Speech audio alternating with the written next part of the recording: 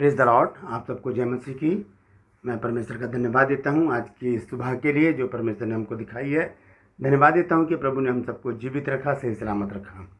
और आज एक गवाही मैं आपको देने चाहता हूँ और उसके बाद आज एक विशेष बातचीत मैं आपके साथ करूँगा। आज से कुछ साल पहले की बात है। मैं मुरादाबाद किसी घर में गया था प्रार्थना करने के लिए। उनकी एक बेटी है, उसके ऊपर दुष्ट आत्मा थी। तो मैं था, मेरे साथ एक पास्टर जी और थे जिनका नाम है मुकेश मसीह। वो मुरादाबाद के पास्टर हैं, मेरे अच्छे दोस्त हैं।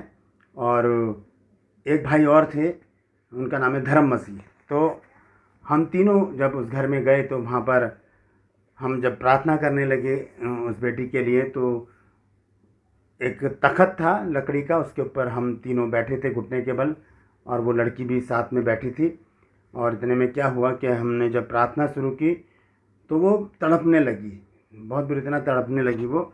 और प्रार्थना कर रहे थे हम, और एक गीत हम गा रहे थे, रू आ, वो गाना हम गा रहे थे, लेकिन वो आत्मा उसमें से निकल नहीं रही थी। और मैं बहुत परेशान हो गया था क्योंकि ऐसा कभी हुआ नहीं था मेरे साथ कि प्रार्थना की हो और ऐसे दुष्ट आत्मा निकलने में देर लगा रही हो।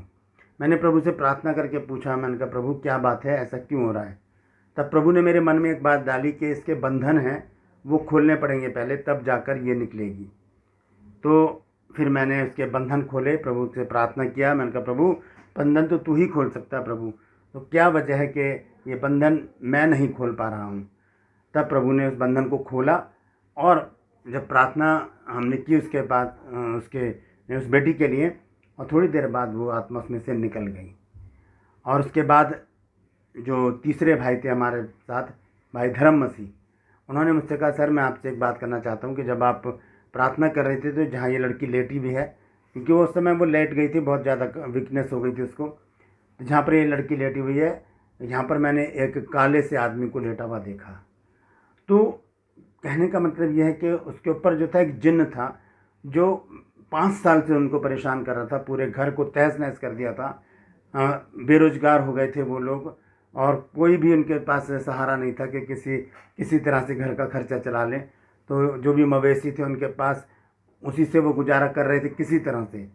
तो ये 5 साल से ये जिन इनको सता रहा था। तब परमेश्वर ने वहाँ पर अपना अद्भुत काम दिखाया और उस जिन को वहाँ से निकाला, क्योंकि वो सोने नहीं देता था उनको। लड़की रातों को ज़ोर ज़ोर से चिल्लाती थी, दूर दूर तक आवाज़ जाती थी, बहुत दूर तक पता था लोगों को कि इनके घर में लड़की बीमार है। तो परमेश्वर ने उस दिन एक अद्भुत काम किया उस परिवार में और उस लड़की को चंगाई दी।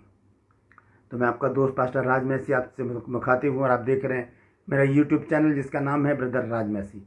यदि आपने अभी तक मेरे चैनल को सब्सक्राइब नहीं किया तो अभी कर लीजिए, और बेल आइकन को ज़रूर दबाइए ताकि नोटिफिकेशन आपके पास पहुँचे और नया वीडियो आपके पास बिना व्यवधान के पहुँच जाए। मेरे वीडियोज़ को लाइक कीजिए, शेयर कीजिए, और कमेंट सेक्शन में आकर मुझे ज़रूर बताइए कि आपको मेरा प्रयास कैसा लग रहा है।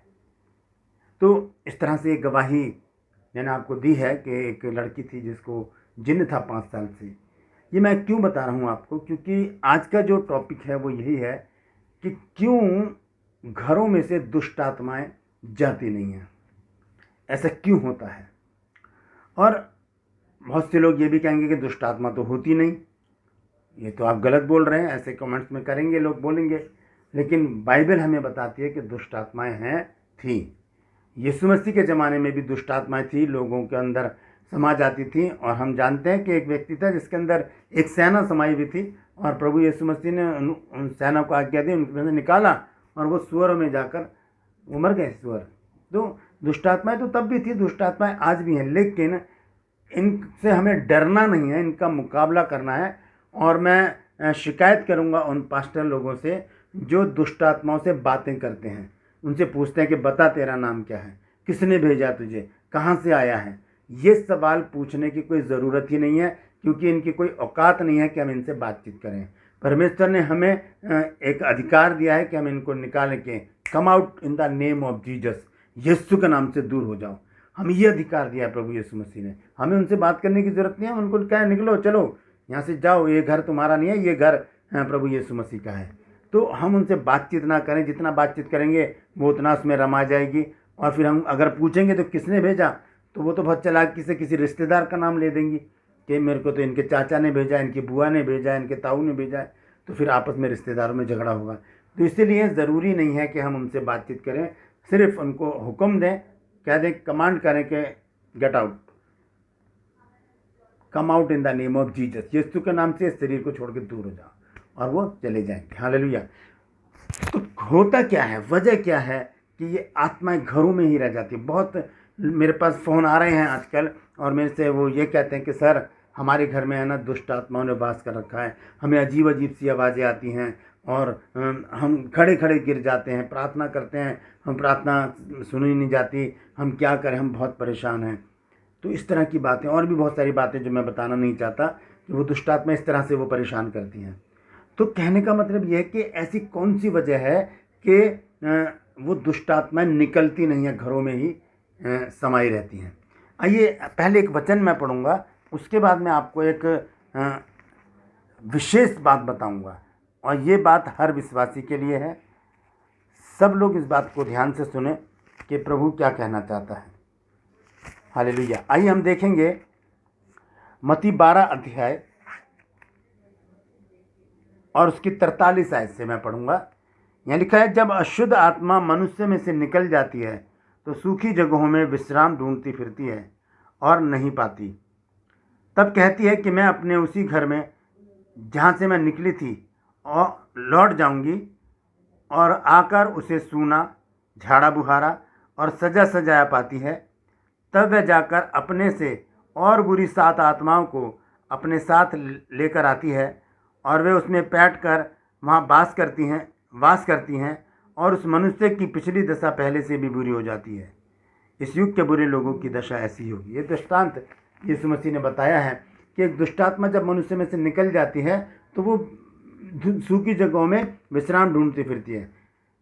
वो वापस आती है और देखती है कि ये घर जिसमें से मैं निकली हूँ तो साफ़ सुथरा है, झाड़ा बुहारा, तो आती है, आ जाओ तुम भी, 6-7 को और लाती है अपने अंदर, और वो उसके अंदर बैठ जाती है। तो वो उस मनुष्य की दशा और भी बुरी हो जाती है। ऐसा क्यों होता है? क्योंकि जब दुष्टात्मा आपके अंदर से निकल गई है तो आप अपना जीवन प्रभु यीशु मसीह को दीजिए ना। आप इस मंदिर में अब यीशु मसीह को जगह दीजिए। ये सूना नहीं रहना चाहिए। अगर दुष्टात्मा यहाँ पर थी तो यीशु मसीह हो नहीं सकते, अब दुष्टात्मा नहीं है तो यीशु मसीह यहाँ हो सकते हैं। तो यीशु मसीह को इस मंदिर में जगह दीजिए। इसे सजा सजाया ना बना के रखिए, झाड़ा बुहारा ना बना के रखिए, इसे सूना नहीं रखिए, इसमें यीशु मसीह होना चाहिए। जब यीशु मसीह इस मंदिर में होगा तो किसी दुष्टात्मा की हिम्मत नहीं है कि वो इस मंदिर में प्रवेश कर जाए। हालेलुया। तो मैं आपको बताना चाहता हूँ दोस्तों कि ये दुष्टात्माएं क्यों घरों में बनी रह जाती हैं। होता क्या है कि ज़्यादातर क्रिश्चियन लोग क्या करते हैं, जब कोई परेशानी आती है, जब कोई चिंता आती है, नौकरी नहीं लग रही, बच्चे पैदा नहीं हो रहे, या घर में लड़ाई झगड़े हैं, कुछ भी हैं, तो हम सीधा क्या करते हैं, मुल्ला मौलवियों के पास जाते हैं, पंडितों के पास जाते हैं। ये मौलवी लोग क्या करते हैं, पंडित लोग क्या करते हैं, ये आते हैं घरों में और बहुत सारा ताम झाम, ये ले आओ, वो ले आओ, मुर्गा ले आओ, शराब ले आओ, पान ले आओ, लोबान ले आओ, ये सारी चीज़ें मंगाते हैं, हज़ारों रुपए की चीज़ मंगाते हैं, और अपने लिए भी कैश अलग से ये मांगते हैं। तो इस तरह से क्या चलता है, इनका खर्चा चलता है, और ये अपने पेट के लिए क्या करते हैं, जो भी वहाँ पर दुष्टात्माएं होती हैं उनको वो अपने मंत्र तंत्र से बांध कर चले जाते हैं। जब वो बांध के चले जाते हैं तो वो दुष्टात्मा वहाँ से जा ही नहीं सकती। वो तो चले जाते हैं, मुल्ला मौलवी पंडित जो हैं आपके घर को दुष्टात्मा बांध के चले जाते हैं, लेकिन जब वो दुष्टात्माएं वहाँ परेशान होती हैं, बंधी हुई हैं, तो वो आपको परेशान करेंगे, आपको कहेंगे हमें आज़ादी दिलाओ। तो आज़ाद कौन दिलाएगा? फिर आप उनको बुलाएंगे, फिर वो इतना तामझाम करेंगे, हज़ारों रुपये का सामान मंगाएंगे, फिर कैश लेकर चले जाएंगे। दुष्टात्मा वहीं बंदी की बंदी रह जाएगी, आपको सुख चैन नहीं मिलेगा। उस टाइम तो लगेगा कि आपको कि हाँ अब सब कुछ सही है, लेकिन थोड़े दिनों बाद फिर वही, कहीं बर्तन गिर रहे हैं, कहीं इंसान गिर रहे हैं, कहीं अजीब सी आवाज़ें आ रही हैं, कहीं कानों में सीटी बज रही है, कहीं कुछ आ रहा है, कहीं कुछ आ रहा है, इस तरह की बातें। क्योंकि ये बातें लोग मुझसे करते हैं फ़ोन पर कि हम सर हमारे साथ ऐसा ऐसा हो रहा है, आप हमारे लिए प्रार्थना कीजिए। तो ये बीमारी की जड़ बन जाती हैं चीज़ें। तो करना क्या है दोस्तों, हम किसी पास्टर को बुलाएं या उनसे फ़ोन पर बात करें और उन दुष्ट आत्माओं के बंधन खोलें। जब उनके बंधन खोलेंगे तो वो आज़ाद हो जाएंगी और वो वहाँ से चली जाएंगी। उसके बाद अपने घर को ब्लेस कीजिए प्रभु यीशु मसीह के लहू से। पास्टर को बुलाइए घर में, और घर में प्रार्थना रखवाइए, प्रभु यीशु मसीह की उपस्थिति होगी वहाँ पर, क्योंकि यीशु मसीह ने कहा है मत्ती 18 अध्याय में, देखिए क्या कहा है यीशु मसीह ने 18:20 में। वो कहते हैं, क्योंकि जहाँ 2 या 3 मेरे नाम पर इकट्ठे होते हैं वहाँ मैं उनके बीच में होता हूँ। यीशु मसीह वहाँ पर बीच में होते हैं। तो जब घर में एक प्रार्थना रखी जाएगी तो कौन आएगा? प्रभु यीशु मसीह आएंगे। और जब यीशु मसीह आएंगे तो फिर वहाँ पर दुष्ट आत्मा की तो जगह ही नहीं है, वो तो डर के वैसे ही भागेंगी।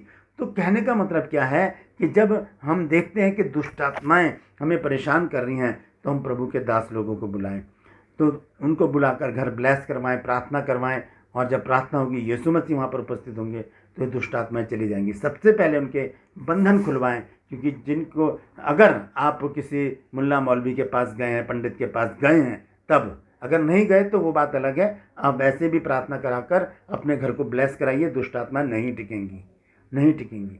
तो अगर आपने ये गलती की है अपने जीवन में, किसी मुल्ला मौलवी पंडित के पास जाकर, किसी झाड़ा फूकी करने वाले के पास जाकर, किसी भूत सिद्धि वाले के पास जाकर, तो ये गलती आपके लिए बड़ी भारी पड़ेगी, महंगी पड़ेगी, क्योंकि वो लोग क्या करेंगे, आपके घर में दुष्ट आत्माओं को बांध कर चले जाएंगे। उनके पास मंत्र ऐसे होते हैं कि वो बांध कर चले जाते हैं और फिर वो दुष्ट आत्माएं वहीं पर ही मंडलाती रहती हैं, वो बच जाती नहीं हैं। तो उनके लिए ज़रूरी है कि प्रभु यीशु मसीह के नाम से उनके बंधन को खोला जाए और उन्हें आज़ाद किया जाए, ताकि वो अपने स्थानों पर जाएं। क्योंकि हमें ये अधिकार नहीं दिया गया है कि हम किसी को नष्ट करें, हम किसी को नाश करें, हम किसी को मार डालें। ये अधिकार हमें नहीं दिया गया कि हम दुष्ट आत्माओं को कहें कि तू मर जा।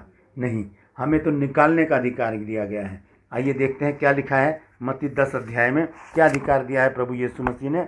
मत्ती 10 अध्याय के मैं पढ़ूंगा पहली आयत से, जहाँ पर यीशु मसीह ने चेलों को सामर्थ्य दी थी, वो सामर्थ्य हमें भी है, दी है प्रभु यीशु मसीह ने। देखिए यहाँ लिखा है, फिर उसने अपने 12 चेलों को बुलाकर उन्हें अशुद्ध आत्माओं पर अधिकार दिया कि उन्हें निकालें और सब प्रकार की बीमारियों और सब प्रकार की दुर्बलताओं को दूर करें। उनको निकालें, मारने के लिए नहीं कहा, निकालने के लिए कहा है। तो वो चीज़ निकल जाएंगी, आपके घर में शांति होगी। कब होगी? जब आपके घर में वचन खोला जाएगा, आपके घर में आराधना होगी, आपके घर में प्रभु के लोग आएंगे और सब मिलकर जब आराधना करेंगे, प्रार्थना करेंगे, वचन शेयर होगा, तो दुष्ट आत्मा का कोई जगह वहाँ पर नहीं होगी। और ये नहीं कि आप रोज़ ही पास्टर को बुला लें, पास्टर जी चले जाएं तो आप भी अपने परिवार के साथ बैठें, प्रतिदिन प्रार्थना करें, एक पारिवारिक प्रार्थना करें, सुबह शाम आपको प्रार्थना करनी है, ताकि कोई भी दुष्ट की ताकत आपके घर में दोबारा प्रवेश ना कर सके। तो यदि आपने ऐसी गलती की है कि किसी मुल्ला मौलवी पंडित को या ओझा को या भूत सिद्धि करने वाले को, भूत उतारने वाले को घर में उतारा है, घर में बुलाया है, तो आपको एक काम करना पड़ेगा कि प्रभु के लोगों को बुलाकर घर को ब्लेस करवाना पड़ेगा, ताकि आपका घर शांति से भर जाए, आपके घर में प्रभु यीशु मसीह की उपस्थिति हो, आप प्रभु यीशु मसीह के साथ अपने जीवन को व्यतीत कर सकें। फिर दुष्ट आत्मा का कोई डर नहीं होगा। आपको पश्चाताप करना पड़ेगा इस बात के लिए कि आपने उन लोगों के ऊपर विश्वास किया जो संसार में कुछ अहमियत नहीं रखते। आपको प्रभु यीशु मसीह के ऊपर विश्वास रखना है, जो सब कुछ कर सकता है और उसकी युक्ति में से कोई फेल नहीं होती। Praise the Lord. तो मैं समझता हूँ कि आप समझ गए होंगे। अगर आपकी बात समझ में आ गई है तो कमेंट सेक्शन में आकर ज़रूर बताइए। अगर आपने ये गलती की है तो आप मुझे फ़ोन कीजिए, और मुझे बताइए कि आपने अगर ऐसी गलती की है तो मैं आपके लिए प्रार्थना करूंगा और आपके घर को ब्लेस किया जाएगा, सारे बंधन खोले जाएंगे, ताकि कोई दुष्ट आत्मा आपके घर में फिर ठहरने ना पाए। परमेश्वर आप सबको आशीष दे। इस वीडियो को शेयर कीजिए ताकि और भी लोग इस जानकारी को हासिल कर सकें। हालेलुया।